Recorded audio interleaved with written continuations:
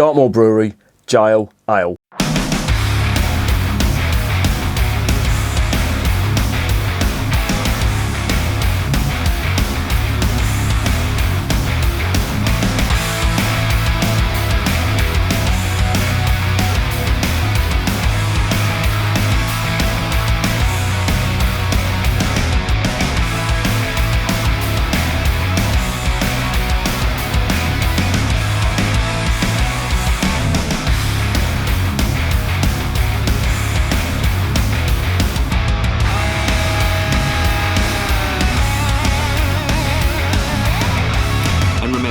Life is too short to be drinking shitty beer.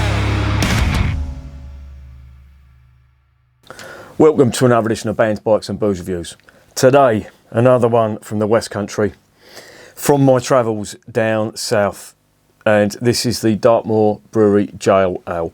Now, I'm not going to lie to you, before I start this, I have tried this before, and I tried this in the Wetherspoons in Oakhampton. There is a pub there called, I think it's the White Hart, and it's the Wetherspoons obviously, and they had this on cask, and you know what, it tasted absolutely brilliant.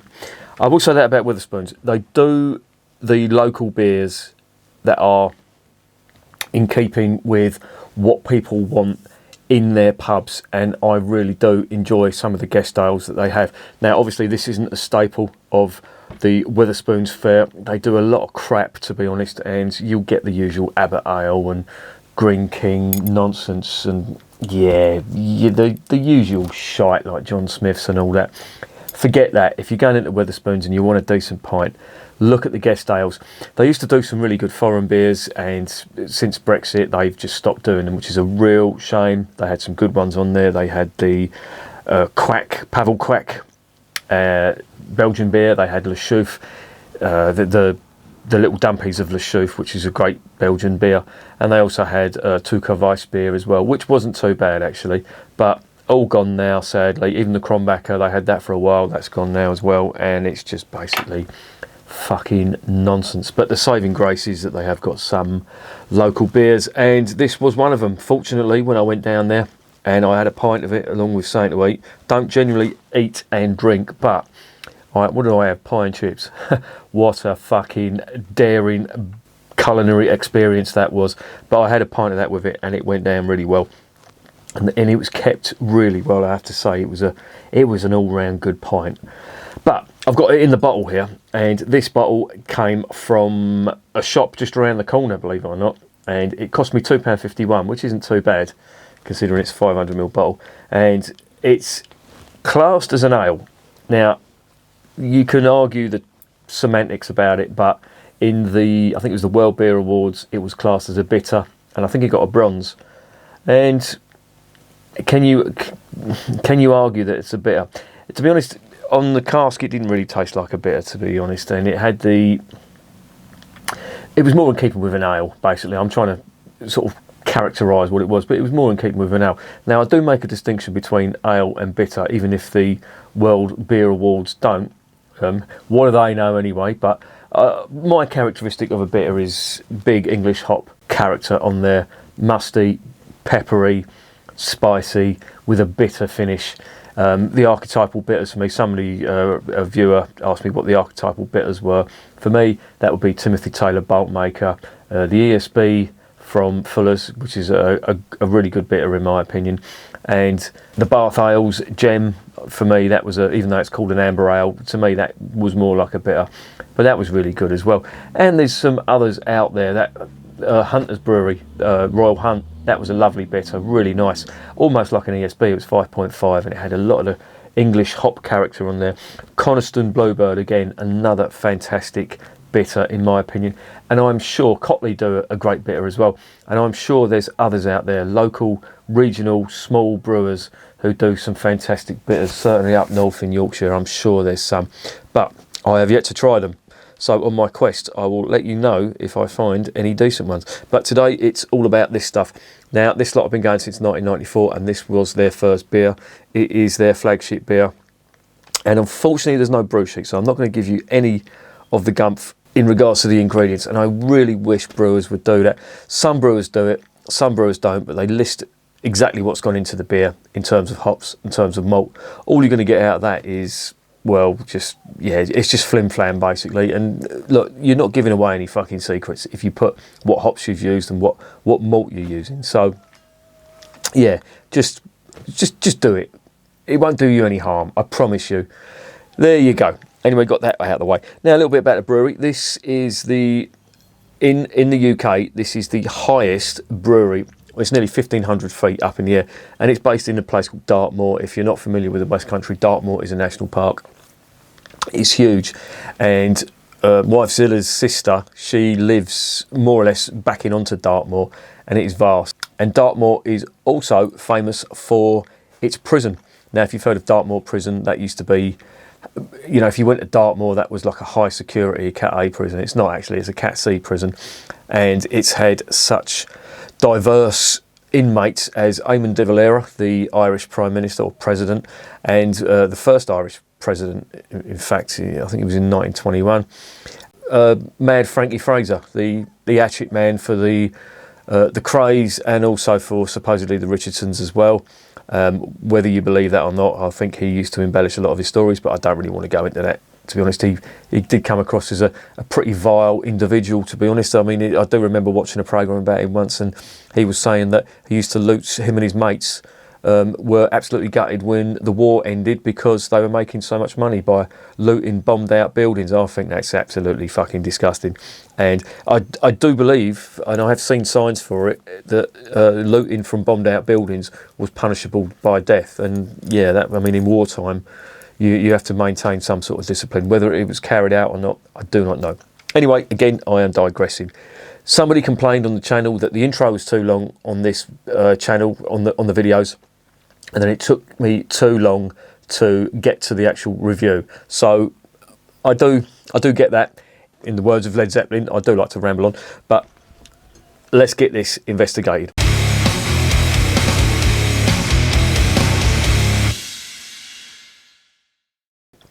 Right, this is a 500ml bottle. It is 4.8%. A little bit on the back, a full-bodied, deep golden brown beer with a well-rounded flavour and a rich Moorish aftertaste. Multiple award-winning ale from Dartmoor Brewery, which is 1,465 feet and is the highest brewery in England. Brewed within 800 metres of the infamous Dartmoor prison, using only the finest ingredients: hops, English malt and Dartmoor water. Dartmoor Brewery beers have been enjoyed by many across the southwest and beyond since 1994. Brewed at Dartmoor Brewery Limited, Station Road, Princetown, Devon. Princetown is actually in the Dartmoor National Park. Ingredients: water, malted barley, wheat and hops. Wheat, they do like the wheat, it gives it a nice body on it. ABV, 500ml, the UK Chief Medical Officer can go fuck himself. But there you go. There is the label, and on the back as well. Now, again, as I always say, and the price is there as well, $2.50. As I always say with these beers, these local beers, you may have trouble finding them if you go further up north. I'm not sure how much of the distribution and how much they produce actually gets up north. I do know that Morrison's sell this. I live in Kent, which is in the south. I've not seen it there, I don't think, but I don't recall JLL ever being in my local Morrison's. I imagine it's peculiar to the southwest. But if you can get it up north, then fill your boots, because if this is going to taste anything like it did on cask, it's going to be a good one. There you go. Let's shut up and let's get it open.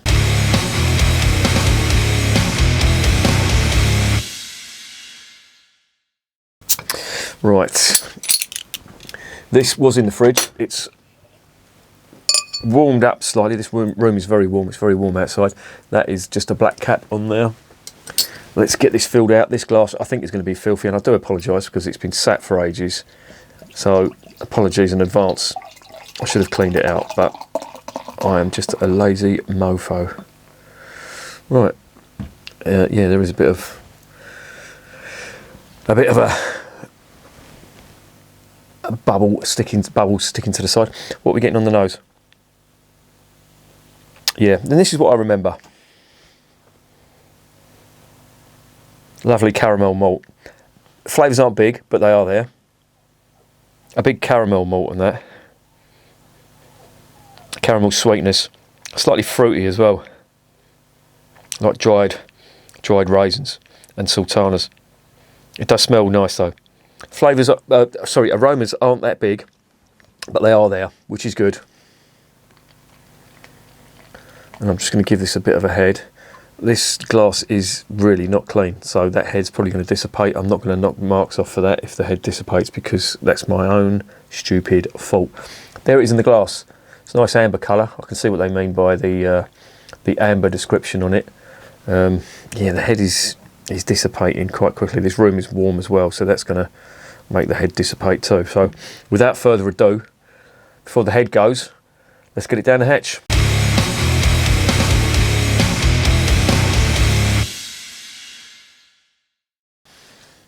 Bottoms up.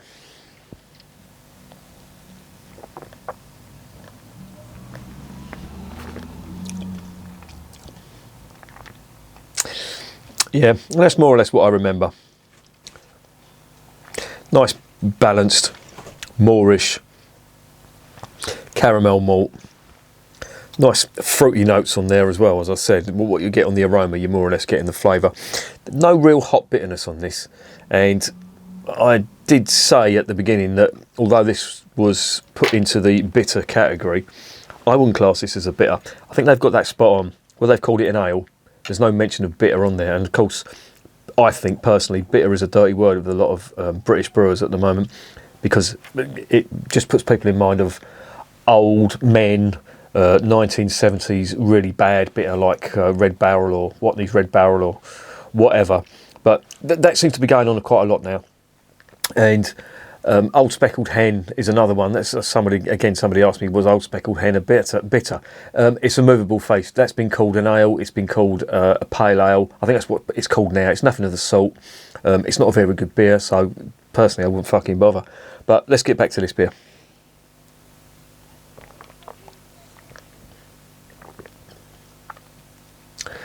Yeah, and it's really nice.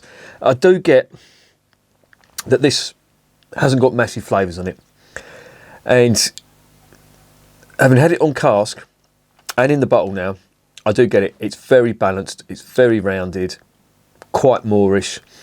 At 4.8% you could argue whether it's a session beer, but I will say it's very pleasant to drink, nice mouthfeel, full bodied, no nasties in there whatsoever, and it's just an all round nice beer. Now I have to say that this is, I did say it had come out the fridge and warmed up a little bit, but it is slightly cold, or chilled I should say.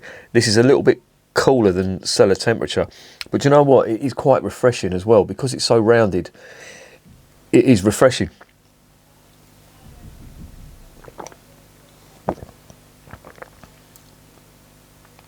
Mouthfeel is lovely and smooth, and now I'm getting a bit of a caramel malt aftertaste on that. It's not big, but it's there, and it does make it a very nice drinking experience. I think I'm going to leave this to warm up a little bit, because although this room is warm, I think this is still just a little bit too cold. I'm going to give that about 5 minutes, 5 to 10 minutes. Let it warm up slightly, and then have a taste, and I'll give you the comparison. Now I've always said, and I will do this, I'm not going to fucking digress again, but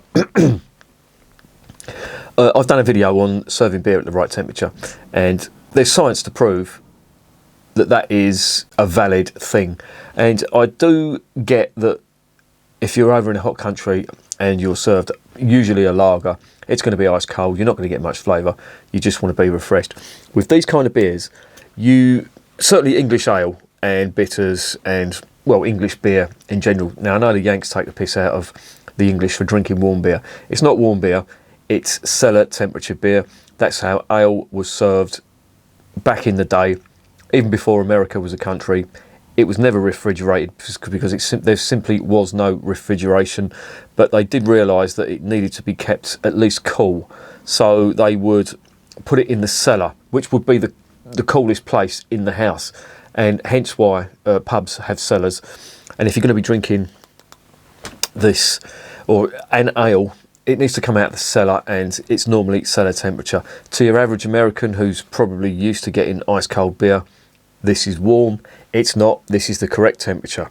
We're right and you're wrong. Let me see if this is warmed up a little bit, because I've just been spouting a load of hot air, so it may have warmed it up a little bit.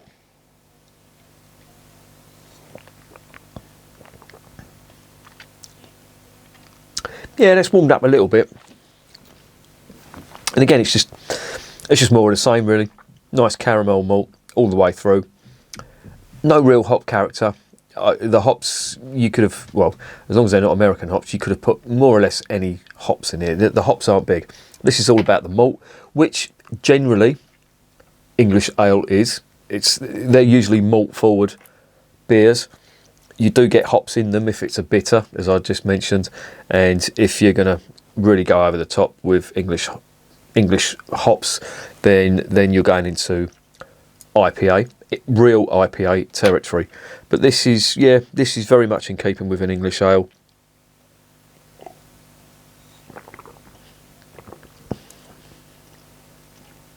Nice mouthfeel, full-bodied, big caramel malt, dried fruit like sultanas, raisins, that kind of thing. That's a bit subtle though. As I say, this is all about the malt. There is a little bit of hop character on there, a slight bitterness to it, but it's barely discernible. But all in all, I have to say, that is not a bad beer.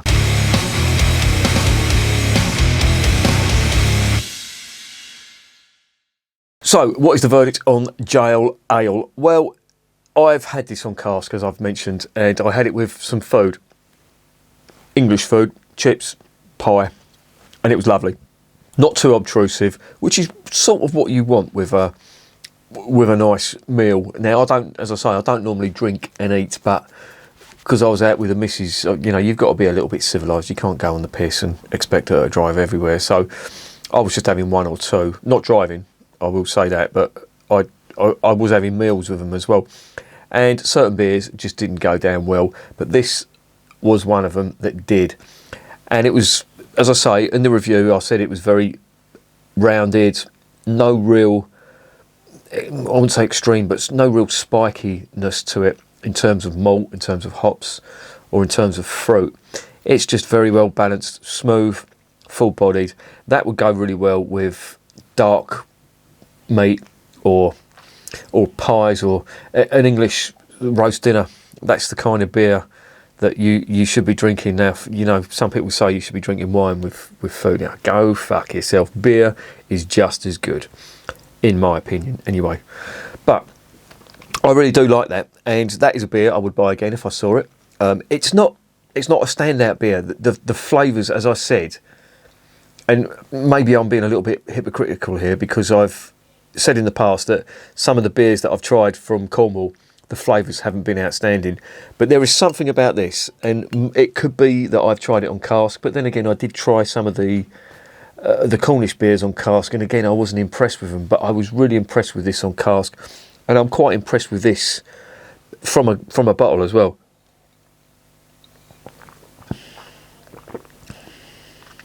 Yeah, and the fact that it hasn't got big hot bitterness on there, it really does distinguish itself from a bitter. So I would not say that this is a bitter by any stretch of the imagination.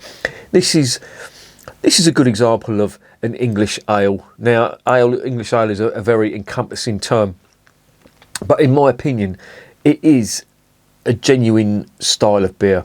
It's not a bitter, it's not an IPA, it's usually under 5% ABV, quite malt forward with caramel malt, some toffee malt occasionally, maybe even a little bit of roasted malt if it's a darker beer. But it's not your old ale, which in my opinion is a darker beer, got more roasted malt on it, and it's very strong malty flavours. This has just got session beer written all over it, and I know it's 4.8%, so you can argue the toss whether that's sessionable or not. I would have no problem drinking this all day. It's very nice, unobtrusive, goes down very nice. Cold, it's quite refreshing. So if you had some of these in the fridge, this would go down well, in my opinion. You know, some people think you can't drink dark beers on a summer's day. I think that's absolute bollocks. I went for years drinking Guinness in the summer, And yeah, it's just as good. But this is nice. Yeah, very nice indeed. No complaints, no nasties. A very good example of English ale. So I'm going to give that an 8 out of 10. I think it deserves it, and it's probably not the best English ale that I've tried. I mean, there are others that are better. London Pride, in my opinion, for me, that is the pinnacle. That is what every beer brewer should be aspiring to. I know some people say the recipe has changed, but I've had London Pride on cask, and maybe it's because I live in London that I don't live in London. I'm from London, and I do frequent London pubs quite often.